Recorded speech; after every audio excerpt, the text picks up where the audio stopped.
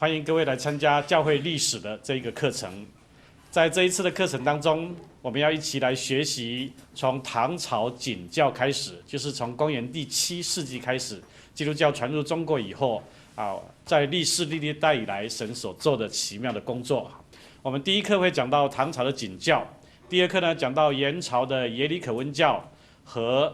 明末清初的天主教。那么第三课呢，我们就讲到更正教，也就是我们今天所讲的基督教来华以后的情形。那么从第三课开始呢，我们就集中在更正教，我们就不太再讲到天主教了哈，因为天主教是另外一个范围，另外一个相当大的一个范围。那么第四课呢，我们要讲到一个专题呢，就是太平天国和基督教。我们都晓得中国人呢，常常会问到这两个很重要的题目，就是到底太平天国和基督教的关系是什么？另外一个题目呢，是我们中国人常常问的，就是西方的传教士和帝国主义的关系是如何？所以呢，我们在第6课的时候，我们会特别有一个专题讲到传教士和帝国主义。那第5课呢，是从北京条约，就是从公元1861年到庚子教案，就是1900年这一段时间教会的情形。第7课呢，我们会特别讲到一个专题，就是戴德生和李提摩太宣教的路线，因为这2位宣教士是最有代表性的2个宣教士，而他们的宣教路线呢，一直到今天还可以成为我们的参考哈。所以我们第7课呢，特别讲到这个专题。第8课呢，我们会讲到民国前后的基督教民国前后的中国教会。第9课我们就讲到抗战前后的中国教会。第10课呢，就是1949年以后，就是在中国大陆里面的中国教会。11课呢，就是中国大陆以外的海外的华人教会。第12课呢，我们特别会从宣教讲到宣教方面，就是过去中国教会的宣教对外的宣教情形，以及海外华人教会对外的宣教的情况，这是我们这12课当中我们所要谈到的内容。那在这个课程的目标呢，也就是说各位上完这几堂课程以后，我盼望各位能够有下面这4个认识哈。第一个呢，从教会历史里面，我们能够认识到历史的事实哈，我们称为史实。从教会历史的事实里面呢，我们学习到历史的见识。我们不只是知道事实，而且我们有历史的见识说史实和史事这是我们第一个很重要的目的。我们盼望各位能够在上完这堂课以后，对中国教会历史有一个最基本的了解。因为我们只有12堂课，只有12个小时，所以可以说这是一个最基本的通识课程那么第二个呢，就是我们这一个课程呢，是要根据宣教学的原理，就是在神学院里面称为 missiology 就是宣教学。我们根据宣教学的原理呢，我们来看到底在西方来华的宣教士，那他们在工作的策略上到底结果如何？他们的策略和结果，就是他们来华宣教的时候，他们用什么样的方式、什么样的计划来宣教，而结果到底如何呢？那我们中国教会呢，可以从他们身上学到什么样的榜样和见解呢？榜样是好的，见解就是失败的地方。我们可以从他们那里得到什么样的榜样和见解呢？那这是我们这堂课的第2个很主要的目标。我们在看这些历史事实的时候，我们能够有一个历史的眼光。刚刚讲到历史的见识，那历史的眼光和见识呢，我们特别集中在西方来华的宣教士，因为他们来中国以后，他们所使用的方式，他们使用的出版，他们的宣教，他们的医疗的工作，他们的布道的工作，到底他们的成败得失到底如何呢？那我们今天经过100年100多年以后，将近200年以后，我们用现在的眼光来看他们当时的成败得失第3个呢，我们培养我们每一个参加的人，我们能够继往开来，超越时空学历史一个最主要的目的就是继往开来，超越时空。继往开来的意思呢，就是我们继承过去的历史，因为我们是活在历史中。我们不是单独存在在现在这样的教会里面，现在的时空里面，我们是一个继承性的，所以我们继往然后开来啊。另外一方面呢，我们能够超越时空，就是我们不是只活在我们现在所在的这个团契、这个教会、这个小小的范围里面，我们要超越我们现在的范围，我们进入到将来神要带领我们一个更广阔的领域当中，哈，叫超越时空的眼光。同时，我们也了解呢不同时代，每一个不同的时代，他们怎么样遇到挑战和回应，哈。这是英国的历史学家汤恩比，哈，他在提到历史的研究那本书的时候，他说历史的研究是什么呢？历史就是研究每一个时代、每一个不同的民族和文化，他们遇到的挑战是什么，以及他们怎么样来回应。那我们读教会历史也是一样，我们了解挑战和回应。同时呢，我们来观察上帝拆毁和重建的工作哈。在圣经里面，在教会历史当中，我们看到神做了很多拆毁，然后再重建的工作哈。神拆毁了，然后重建起来。那我们用这样的一个角度跟眼光，我们来看在中国教会历史当中，神怎么样拆毁，神怎么样重建哈。这是我们在教会历史里面，我们盼望达到这4个目标，好不好？我们再来温习一下哈。我们盼望各位上完教会历史以后，第一个认识史实，而且有史事，这是第一个目标。好，第二个，我们盼望能够根据宣教学的原理，了解他们的策略和结果，同时呢，我们学习到他们的榜样和见解。第三个呢，我们继往开来，超越时空，这是第3个目标。第4个，认识挑战和回应，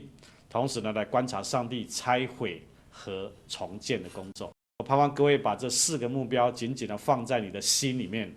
当我们在读、我们在看、我们在了解的时候，我们把这4个目标放在我们的里面，我们来看神所做的奇妙的工作。那么在教会历史里面呢，有许多的参考书目是我们可以参考的。那我特别介绍其中的2本。因为这2本呢是在国内，在一般大的书店里面都可以买得到的哈。其中一本呢叫《中国基督教史略》，中国基督教史略。那这位作者叫李宽淑，他是一个韩国人。这本书呢，他所收集的资料相当的详尽各方面呢都非常的好所以呢，我特别推荐给各位这是《中国基督教史略》。那第2本呢，是一位顾卫民教授所写的《基督教与近代中国社会》，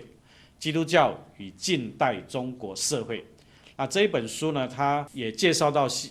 传教士来中国的历史，同时呢，特别注重在传教士对中国近代社会的影响。我想过去国内写这一方面的书比较少，但是最近这几年呢，这一方面的书呢越来越多。很多的社会科学研究院，很多大学里面的宗教系都有许多的硕士生、研究生、教授们、研究员，他们写关于这一方面的书。那么其他呢，另外还有10几本书呢，主要是香港和台湾所出版的也许在国内不一定买得到，但是各位有机会，也许在网络上各位有机会可以看得到。那其中我也介绍了2本英文的书第10本跟第11本这2本的英文书。那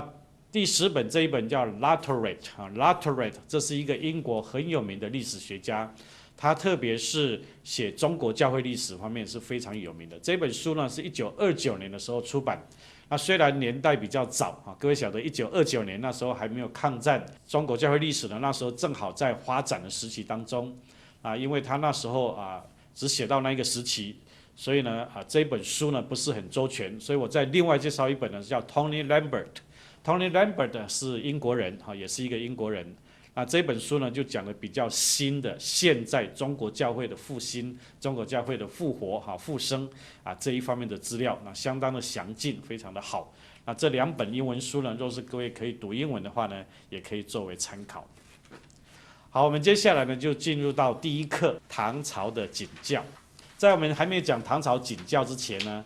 首先我们介绍一些所谓古代传疑。古代传疑的意思呢，就是说有关中国的基督教呢，从很早的时候就传入的一些传说。那么既然是传说呢，就表示说还没有经过很仔细的考证，特别没有出土文物、没有考古的证据，所以呢只限于传说。传说的话呢，有时候是口舌相传的传说，有一些呢是在一些书上记载，只有文字记载，但是没有实际发掘出来的东西来作为参考。所以呢，通常我们称为信史，就是可信的历史的话呢，一定要有文字和考古的文物一起配合，才称为信史。那如果没有这3方面的配合的话呢，那通常我们就称为传说。那第一种传说呢是多马的时候，传说在东汉明帝的时候那时候基督教就传入中国。第二个传说是巴多罗买，也是耶稣12个门徒之一的巴多罗买，他曾经到过印度。第3个传说呢是基督徒在尼禄皇帝的时候曾经逃难到了中国。那各位晓得尼禄皇帝是罗马的一个皇帝他是有一点神经病的他曾经把罗马城烧了，然后呢归罪于基督徒，所以那时候基督徒遇到很大的逼迫保罗、彼得据一般的记载都认为是在尼禄皇帝的手下那时候殉难的。第4种传说呢，就是叙利亚的传教士呢，在东汉的时候传到中国。那第5个传说呢，是三国东吴年间的时候，三国东吴的时候，那时候呢也曾经有基督教传入，因为明朝有2个人在他们的诗集里面呢都提到十字架铁柱宝光留十字这种提到十字架。那各位晓得中国文化里面、中国的历史当中、中国的宗教里面，几乎从来不讲十字架的只有基督教才会讲到十字架。因此有人认为说这是三国时候的传入，但是呢这也没有足够的证据，所以呢这些历史传疑、古代的传疑我们就很快的就过去。好，那么最重要的就是很可靠的，就是唐朝时候的景教。景教它的源流是从哪里来呢？是属于内斯多留派，在第5世纪的时候，那时候有一个异端叫做内斯多留派，那么当然就是由一个内斯多留这个人提出来的。他的思想里面在他的神学观念里面，他认为说基督的神人两性是分开的基督的神性跟人性这2者是分开的。那我们晓得在初期教会那时候最主要的异端都是在基督论，在历代教会里面很少有关于上帝论这一方面的异端因为上帝是独一的真神，这个从旧约到新约都没有问题。但是呢当讲到基督耶稣的时候，那时候很多人就会有这个问题，说基督既然是神，怎么又可能成为人呢？如果基督耶稣他是人的话，那么他怎么又可能是神呢？那么耶稣基督的神人二性怎么可能在他的身上能够完全呢？这是当时的人所遇到的一个最大的问题所以呢，初期教会几乎主要面对的异端都是有关于基督论这一方面的问题。那内斯多留呢，也是在基督论这一方面呢，当时在以弗所会议的时候，认为这是一个异端，所以就排斥他，把他驱逐出境。那他们就传到波斯这一带的地方。那么在公元635年，就是公元第7世纪的时候，那时候呢，景教就开始传入中国那我们在第1张图片里面看到唐朝的时候，就是唐太宗那时候景教传入中国。我们晓得唐太宗那时候是中国非常强盛的时候，当一个国家强盛的时候，他就有自信，他就愿意接纳其他国家的文化，愿意跟其他的国家有交流。所以在唐朝的时候，那时候唐太宗他的基本的对外政策呢，就是欢迎其他的宗教，欢迎其他的文化，欢迎其他的一些贸易的一些机会进入中国所以那时候呢，他对外呢是一个改革开放的政策。所以景教呢，也是在那时候就传入中国。那么景教的意思到底是什么呢？景教呢，按照它字面的意思呢，就是这是一个正大光明的宗教正大光明的宗教。那么景教就是正大光明的宗教的意思那如果各位看景教碑，那景教碑里面呢，其中有几句话就讲到说：真道之长，妙而难明，功用昭彰，强称景教各位在景教碑里面呢可以看得到这一段话。所以这景教碑呢，就是当时记载景教传入的经过。那么根据景教碑呢，我们就看到景教呢是在唐太宗的时候传入中国。那我们怎么找到这个景教碑呢？各位如果看第2章的图片第一课的第2章图片，景教碑这里呢就有记载说，景教呢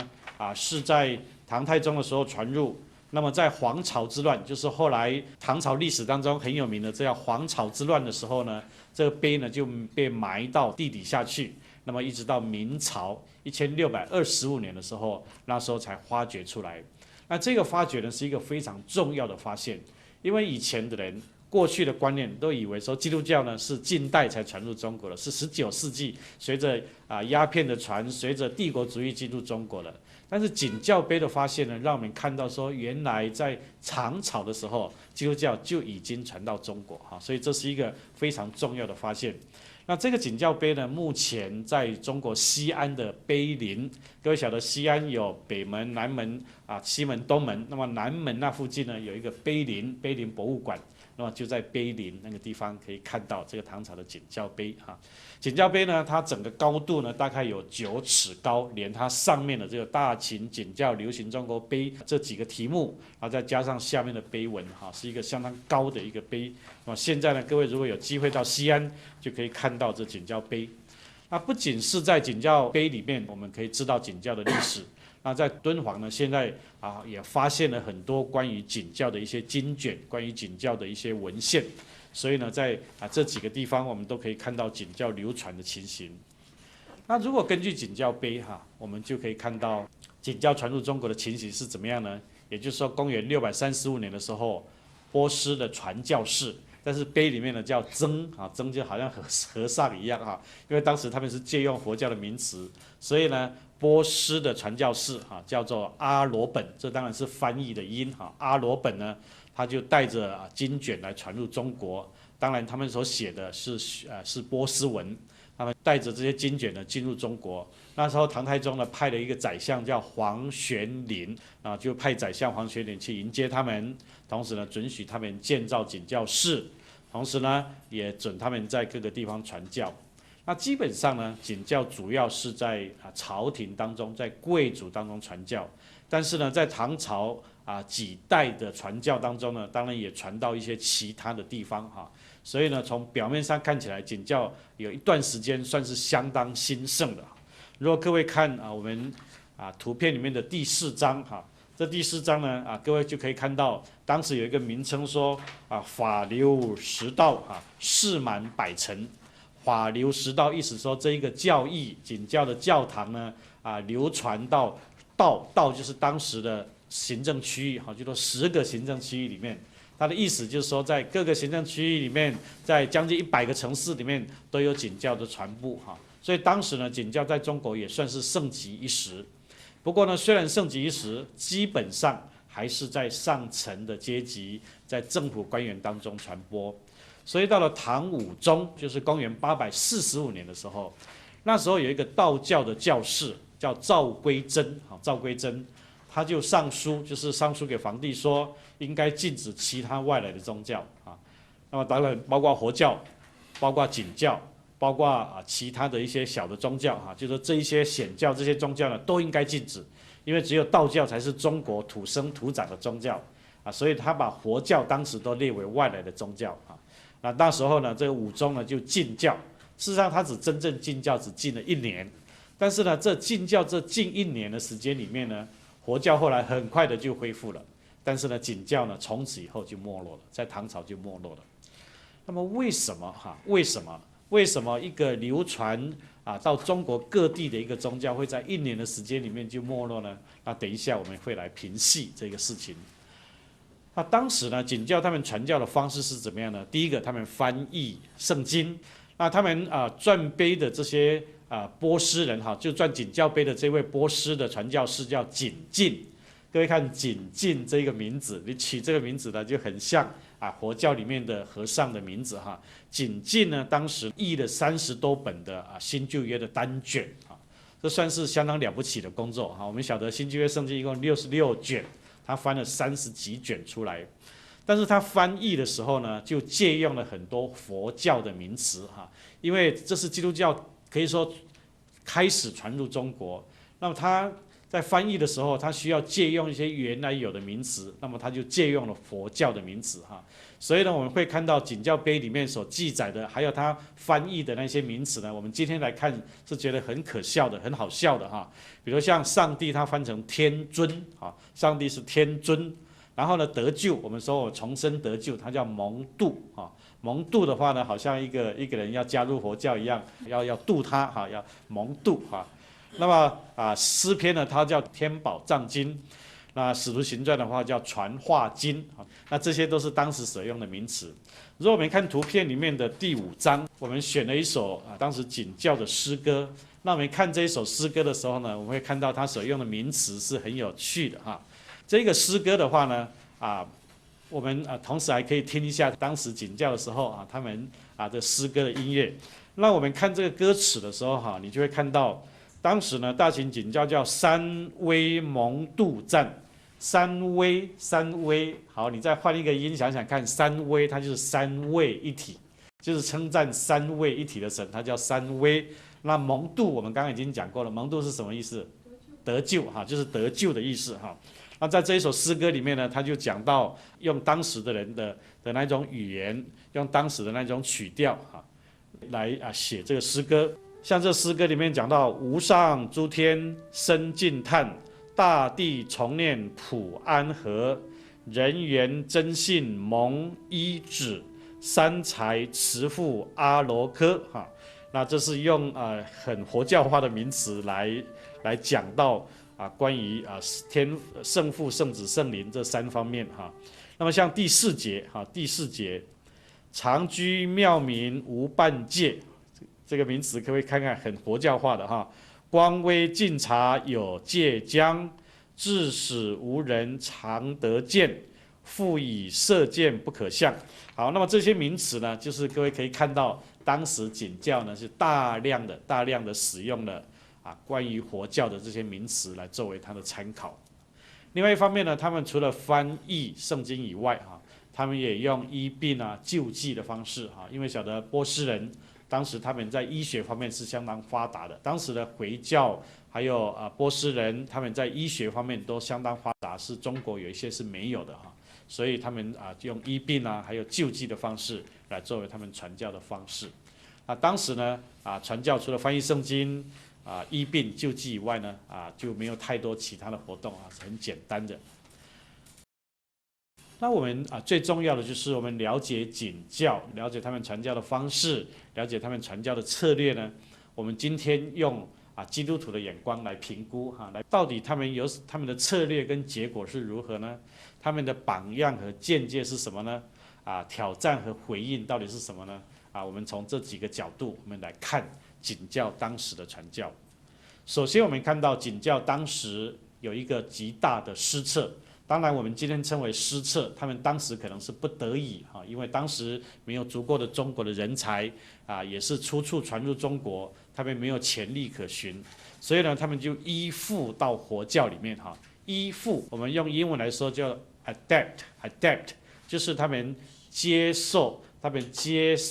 或者是被接纳依附到佛教跟道教里面。意思就是说他们所用的名词所用的方式都非常的像佛教跟道教。